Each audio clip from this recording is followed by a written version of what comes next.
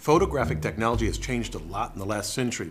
Digital photography became cheap and convenient because of the CCD, the charge-coupled device inside this camera. In the past, we just place a piece of film here behind the lens. But now we have a purely electronic imager to do all the work. Let me show you. Here it is, just a shiny slab, yet its details are fascinating.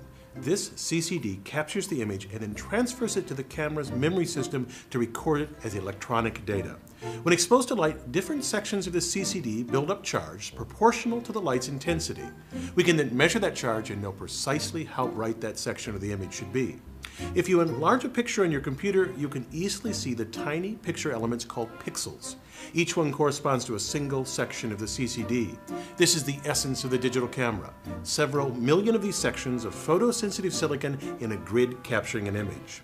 Now, the key to understanding how digital photography became cheap and ubiquitous lies in the ingenious way that the CCD transfers the image into the camera's memory.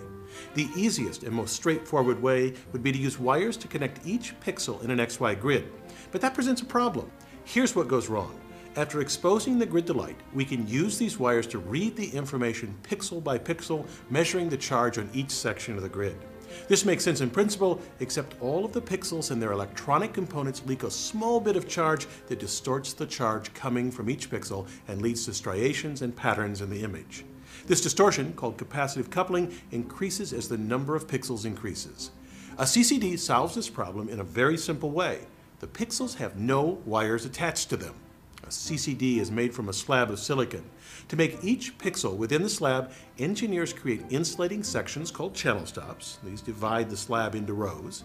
The surface is covered with a thin layer of insulating silicon dioxide, and then perpendicular to the channel stops, engineers deposit thin strips of metal, typically aluminum. Each pixel then is one section bounded by channel stops and aluminum. So now we have our grid of pixels. Recall that when light strikes the whole array, the silicon pixels build up charge proportional to the intensity of the light striking them. We then have a captured image stored as charge within each pixel. The great innovation of the CCD was how it moved the image from the silicon array to the camera's memory system without using external wires that would distort the image. The CCD shifts the charges from row to row without wires until they reach the bottom when a readout register transfers the charge to the camera's memory with very little distortion. The camera then counts the charges and constructs the image using that data. Now, one last important question. How do we get color? A CCD only detects total light intensity, which is useful for producing a black and white image. But for a color photograph, we need to separate the entering light into red, green, and blue. The most obvious solution is to filter the light into those three colors using three separate CCDs to capture red, blue, and green information and combine them into a full color image. However, engineers have created a cheaper solution. Instead of using three separate CCDs, they use a little math, so they only need one. In this consumer camera, they cover that single CCD with a filter with red, green, and blue pixel size sections. This creates an image coming out of the CCD that's a mosaic of these three colors. The camera applies an algorithm to estimate the correct colors for each pixel. For example, if a green filter covered a pixel, we would need to estimate the red and blue components of that pixel. To do this, they'd use the adjacent pixels and average the color intensity for the pixels in question.